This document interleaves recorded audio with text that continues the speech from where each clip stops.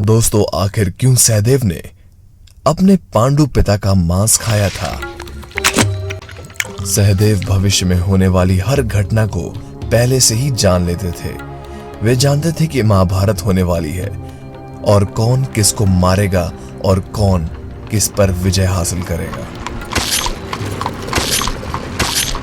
लेकिन सहदेव को ऐसी बुद्धि कैसे मिली, इसके पीछे भी एक कहानी है। एक दिन जंगल में अलाव के पास बैठे हुए उनके पिता पांडु ने अपने पुत्रों से कहा कि इन 16 सालों में मैं न सिर्फ तुम्हारी माताओं से दूर रहा, बल्कि ब्रह्मचार्य की साधना करके असाधारण भीतरी शक्ति और बहुत ज्यादा दूरदर्शिता पाई है।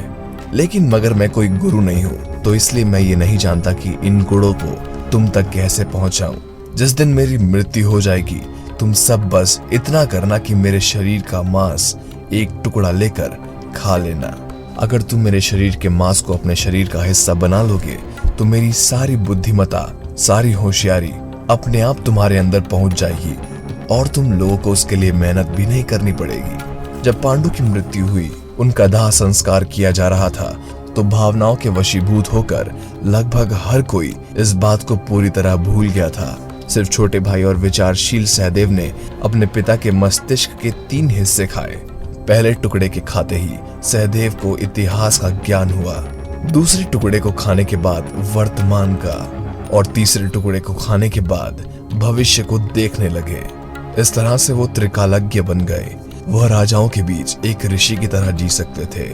लेकिन श्री कृष्ण ने यह भाप लिया था कि उनकी बुद्धिमानी उनके भाग्य की धारा को रोक देगी। एक बार उन्होंने सहदेव को टोकते हुए कहा, यह मेरा आदेश है कि कभी अपनी बुद्धि को प्रकट मत करना।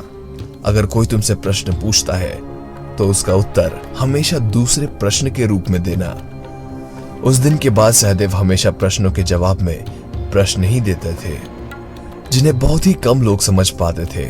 उसे समझने वाले लोग उसकी बुद्धिमानी को देख सकते थे, और जिन्हें ये प्रश्न समझ नहीं आते थे, उन्हें लगता था कि यह सिर्फ हर एक चीज को लेकर अस्पष्ट और भ्रम पैदा करने की कोशिश कर रहा है। एक पूरा शास्त्र इसी से निकला है, जिसे सहदेव बुद्धि कहा जाता है।